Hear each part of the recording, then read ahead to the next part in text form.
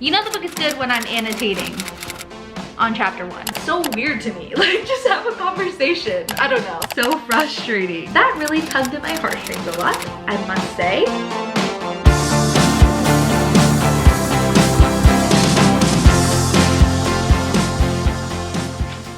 Imagine my disbelief when I pop into my local favorite bookshop. I'm strolling through the kids section, looking for some Spanish books for my niece, when suddenly, the very nice man who owns the store brings in a new delivery, starts to unpack said delivery, and in that pile of books, I see one singular copy of Happy Place peeking out at me. This book has been sold out at all of my local independent bookstores for the entirety of the time it's been out. It feels like as soon as they get a shipment in, it gets picked up, understandably so. This is one of the most highly anticipated reads of the summer, and I'm very excited to fall in love with it, but that's another conversation. And I was this close,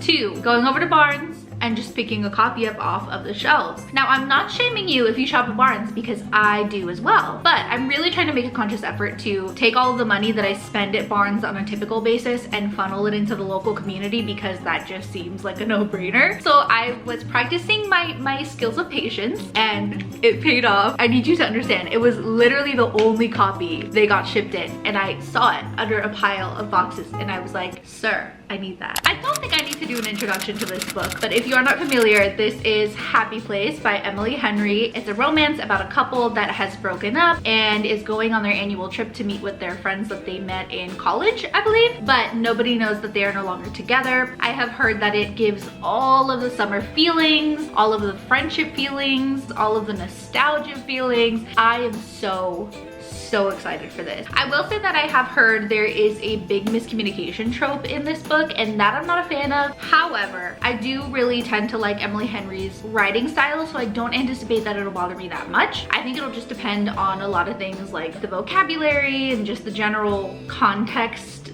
under which that miscommunication happens. We'll see, you guys. The owner of the shop told me he put a bookmark in my book, but I didn't realize it was a loteria one. How adorable is that? Love shit like that. So you're not gonna get that at Barnes. You're not gonna get that at Barnes. Anyways, just for some context, I have read quite a few Emily Henry books in the past. I do typically tend to be a fan of hers. Do I think she writes the most profound literature on the face of the planet? Of course not. These are romance reads. They're meant to make you feel good. And the only people who shame women for liking a light, easy summer romance are misogynists. I will not be explaining that point further. I find that she writes in a way that is very easy to just fly through. I have a trip coming up next week that I am tempted to save this for, but I'm not going to. That way I can vlog it for you, because I will definitely not vlog it for you if I'm reading on the plane. But it's gonna get me in the right headspace for that trip. Honestly, I don't know if I'm gonna bother making this a spoiler-free reading vlog, because everybody and their mom has already read this book. I'm pretty late on actually getting my hands on it, and it's not like I have some huge dedicated audience that is sitting on the edge of their seat waiting to see what I think about this book. So I'm just gonna make this video what I want it to be. And I feel like what I want it to be is interesting. And it'll be more interesting if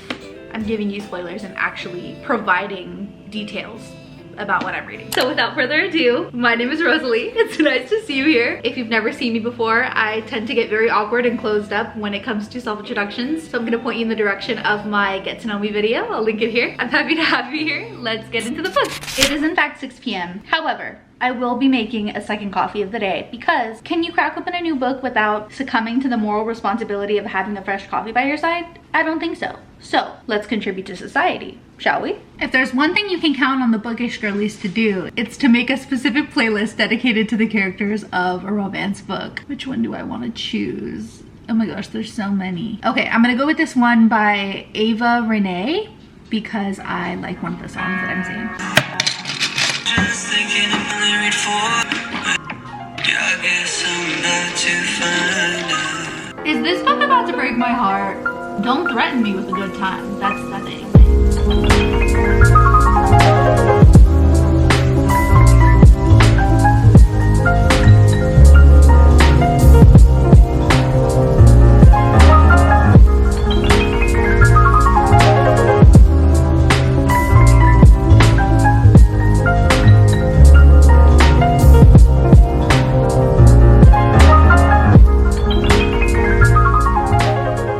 She always chooses, when I'm doing something like reading, to get into play mode.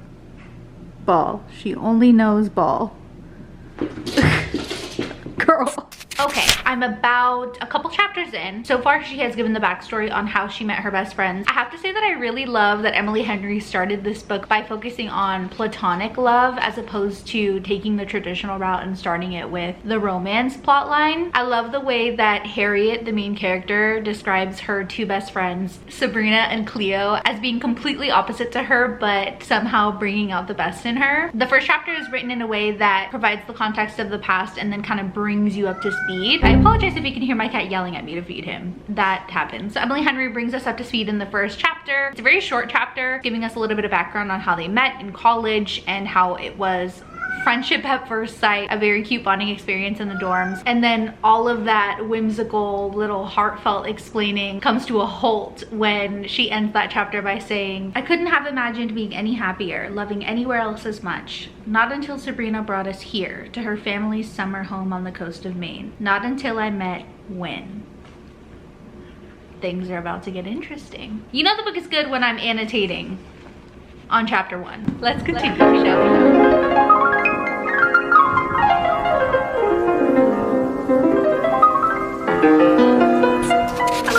I am about 100 pages in now. I just started chapter 11 and I have a few thoughts. I have to be really honest with you in this moment and tell you that it's been a few weeks since I've filmed any clips for this video. I know. How could I start an Emily Henry and just pause? I don't know. Well, I actually do know. I had a few weeks of kind of back-to-back weekend trips, and I honestly got a little bit overzealous with the book clubs that I've joined, so I had to read quite a few books for book club by certain deadlines so that I could talk at the meetings. Anyways, these are good problems to have. But I am finally in a place where I am ready to pick this back up and finish it. I can finally give it the attention it deserves and do a little kikiing with you, tell you my thoughts. So I really went back and forth about whether or not I'm gonna make this a spoiler-free vlog. I'm not going to. You know why? Because I like to watch reading vlogs after I've read the book so that I can compare my thoughts to other people's thoughts and see if they had similar takeaways. And I don't think there's enough of those on the internet because everyone is so worried about giving spoilers. Personally, I'm not watching a reading vlog until I've read the book. What purpose does it serve me to watch a reading vlog if I haven't read that book already and you're not going to tell me anything about it? Then it's just background noise while I'm cleaning, which is fine. Anyways, so all of that to say, if you don't want to hear anything specific about this book, please exit the video now. You got a fair warning. So first thing, Harriet gets to the summer house and all of her friends have surprised her by having Win, who is her ex, but nobody but she and he know that their ex is there. They had agreed mutually that they were going to alternate taking turns visiting the summer house because they share the same friend group, and this year was supposed to be Harriet's turn, so she was very surprised when she showed up and he was standing in the kitchen with all of their friends. All of their friends were like, surprise, oh my god, aren't you so excited? And she was very obviously not pleased. She was in a state of shock, but also was trying not to reveal that because again, nobody in the friend group knows that they're not together anymore, so it would be suspicious if she didn't look happy. But all I could think in this scene was, if these characters are all as close as Emily Henry has made them out to be up to this point, there is no way that they would not be able to tell from that initial look on her face that she was not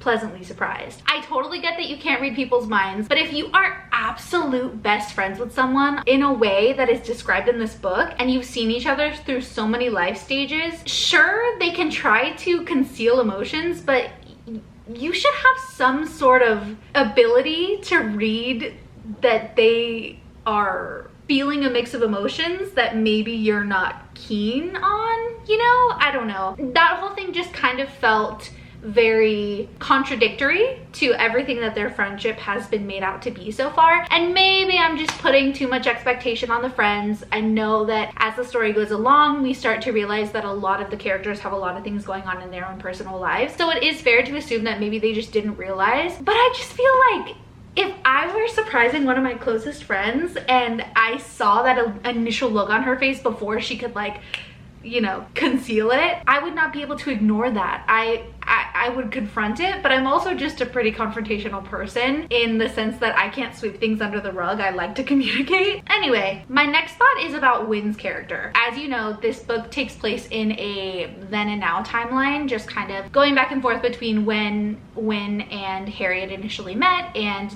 this summer at the cottage. And it's like a mansion. All I can think when I read these books is like, I just know that is a multi-million-dollar house. Like, this is so far-fetched. And I guess that's a little bit of the problem. I think that sometimes prevents me from relating to the story because it just all feels so unrealistic. Because while it does paint a very dreamy picture to imagine this gorgeous house on the coast of Maine, it is also very unrealistic. So I tend to have a difficult time quieting the voices in my head that are like, really, are we doing this? Oh, $100,000 bottle of champagne, like, cool, yeah, just go down and grab one from the cellar. It just is, I don't know.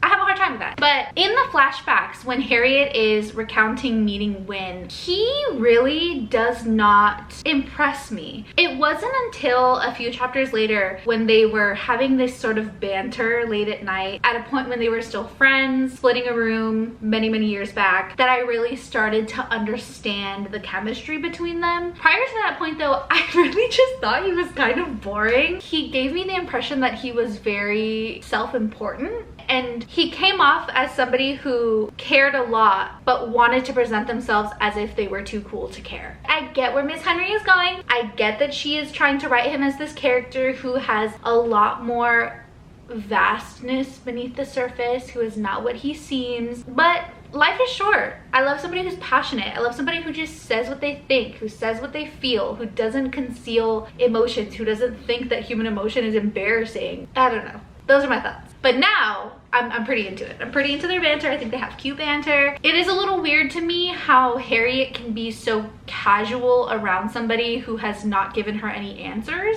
Again, I just don't understand leaving things unsaid like that. I am somebody who has to confront an issue, not in an argumentative way, but I just need to talk. I just need to understand what's going on. Even if there isn't necessarily any resolution, I need to know what happened. I need to know what's going on, which I feel like is not outrageous. I feel like it makes sense to, especially in this case, I feel like it makes sense to want to know why you are no longer with the person who you were with for a decade. Like, how do you just not know why you're not together anymore, but yet you can be sleeping in the same room as them, acting fairly normal? I mean, internally freaking out, but like interacting with them normally. That's so weird to me. Like, just have a conversation. I don't know. So I'm gonna continue. We shall see. I just got to the scene where they are locked in the cellar, so we've got some forced proximity going on at an even grander level. And honestly, I'm kind of dreading this chapter. I don't love a forced proximity. Well, I guess it has to be the right characters. I don't know. I feel like I'm shitting on this book, but I like it. I don't know. I have mixed opinions. Okay, let's keep going.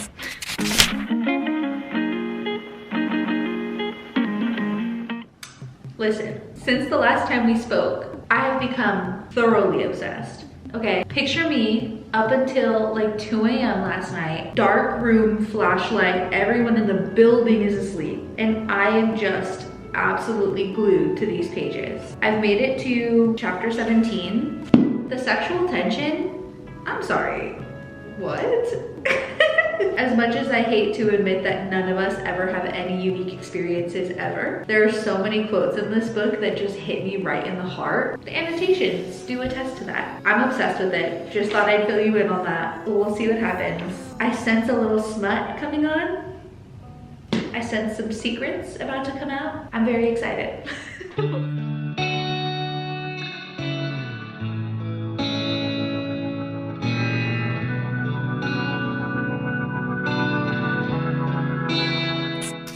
Getting very annoying. Winnie,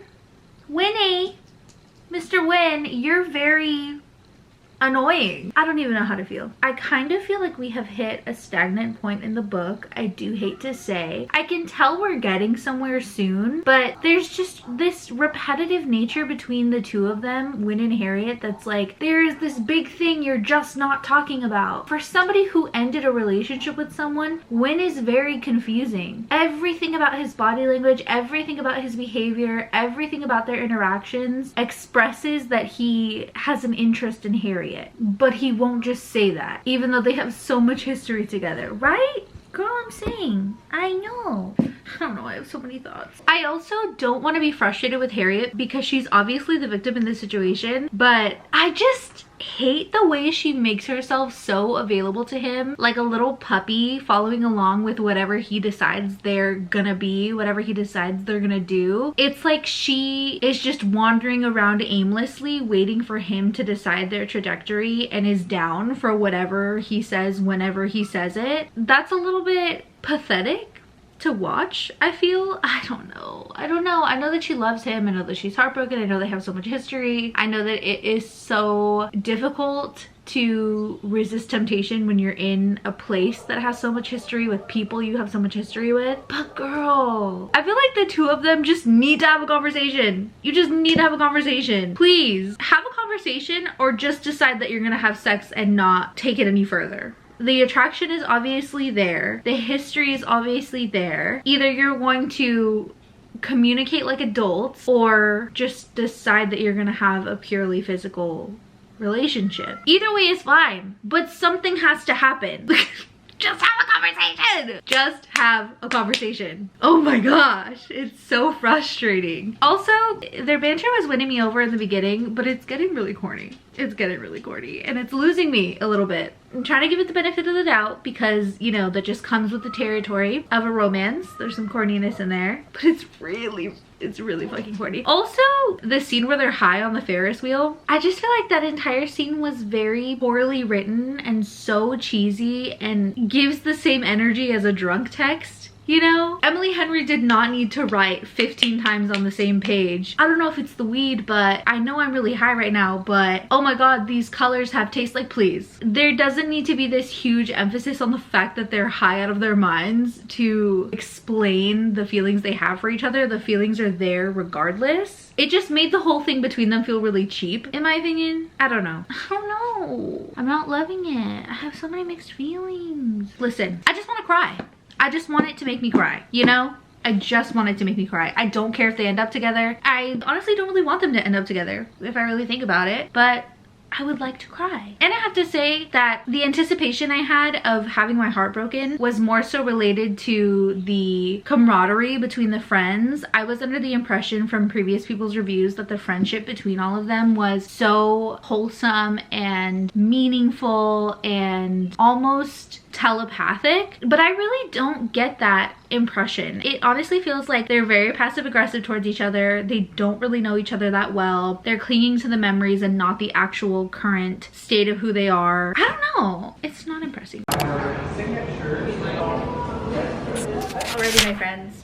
The time has come. I have finally finished Happy Place. This one took me such a long time. I think I am knee deep in the trenches of a reading slump. The last time we spoke, I think I was about halfway through, and I want to say that for like this entire section of the book, I felt like Win was one person in Harriet's memories and a completely different person in the present day. She would reflect upon their history and share these memories in such beautiful detail that you really started to understand why she was grieving this relationship so much. But then when they would be together, there was no indication of a relationship that went any deeper than acquaintances. They were very cordial with each other in front of their friends, and they put on the show at certain times that made it look like they were still dating, but I was just really underwhelmed by their entire situation. When we finally do find out why Win ended the relationship and why he ended it the way he did, it is easy to empathize with everything that that he was going through, of course, but I just can't help but feel like all of this could have been avoided with a conversation. And not just on Wynn's part, also on Harriet's part. You know, we end up finding out that she hates her job. She has this need to obtain approval from her parents. She craved academic validation and really any validation she could get for her entire life. And then when she was thrown into the real world, she didn't have these measurable metrics of self-worth that she could hold herself up against. And it made her spiral. It made her realize a lot of things about herself. And in the end, those realizations really served her. And I'll get to that. But all of that could have been a conversation. And it's so frustrating. I think the miscommunication trope is always frustrating. I know that everybody has different communication styles. I know that's easier said than done for certain people, but it could have been a conversation. And again, similar to what I said about the entire friend group, I feel like there was a missing element between Harriet and Wynn of connectedness. I feel like if you have been with someone for as long as they have been together and are so invested in each other that you got engaged, there should be a better level of knowing the other person, being able to pick up on cues, being able to have difficult conversations with them, and being able to just observe things in their life and see them for what they are as an outside perspective, the outside perspective that they probably value the most. And that's not to say that in a relationship you are required to be telepathic. I mean, we are responsible for communicating our needs, and again, that can be really difficult, especially when we don't even really know what those needs are at the time or haven't realized that we have those needs. However, I was just so underwhelmed. I found myself wishing that something more dramatic had happened to break them apart, because it was such a letdown that all of that time and energy and love that they invested was wasted because they couldn't communicate with each other. That's why you're not together. Like, I almost was just like, well, give me something dramatic then. Like, I would rather have this awful dramatic thing have happened, like some big betrayal or something, to justify tossing all of this love that they clearly still have for each other to the side and playing this charade where they acted like they didn't care and they did care and they didn't care and they did care and they wanted to sleep together but they didn't want to sleep together. They have to put on a show for their friends, but it's not a show. But oh my gosh, have a conversation. That's the end of that. Moving forward, what do we think about what Sabrina did? What do we think about her interference? What do we think about her attempt to manipulate, control the situation? I know that manipulate typically has a negative connotation, but in this scenario, I think it's very clear to see that her intentions were not malicious. And I do have to admit that my first instinct was feeling frustrated by her, feeling very annoyed with the way that she involved herself in everybody else's business and took it upon herself to make decisions for the entire group without their knowledge. Can we not?